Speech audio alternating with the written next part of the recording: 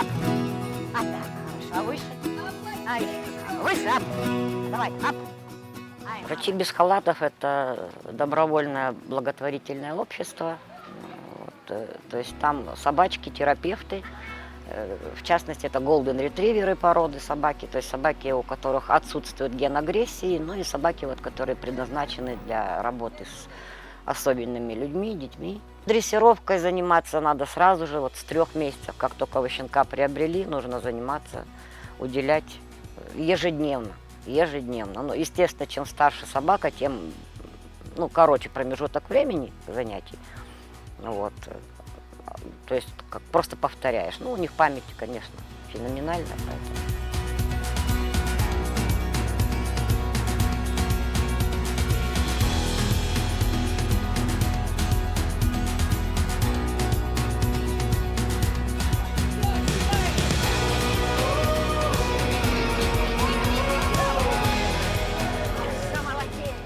Ну, если ребенок замкнутый, допустим, то он начинает, вот он прям садится, бывает, вот смотрит собаке в глаза и начинает рассказывать ему там о себе, что-то еще. То есть им можно дать в руку собаку, чтобы они провели собаку, допустим, там что-то, расчесать.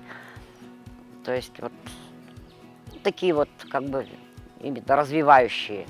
Если с ДЦП дети, у них, как правило, у них же спонтанные спазмы.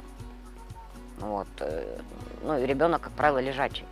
То есть мы тогда ложим между 2 собак ребенка, либо если это маленький совсем ребенок, то мы можем положить ребенка на собаку, ну если это грудной ребенок.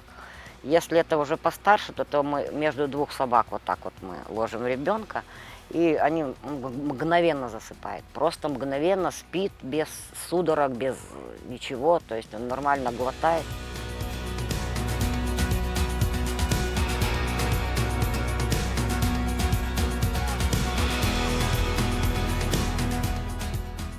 Мы ездим уже давно, более 10, наверное, лет по детским домам перед Новым годом. С коллегами, с друзьями, с моими. Да, показываем представления, работаем с аниматорами. Что они видят, эти дети, в детских домах, в этих приемниках, распределителях. То есть они ничего такого не видят. Вот мы приезжаем, рассказываем про наши породы, вот, допустим, показываем, как представления показываем, естественно. То есть, реакция у детей, конечно, ошеломляющая, что тут скажешь. Целуются, обнимаются, отпускать не хотят. Очень-очень редко, что вот если вот хосписы или дом престарелых, если это, что они, потрогают. Это очень редко. В основном только глазами.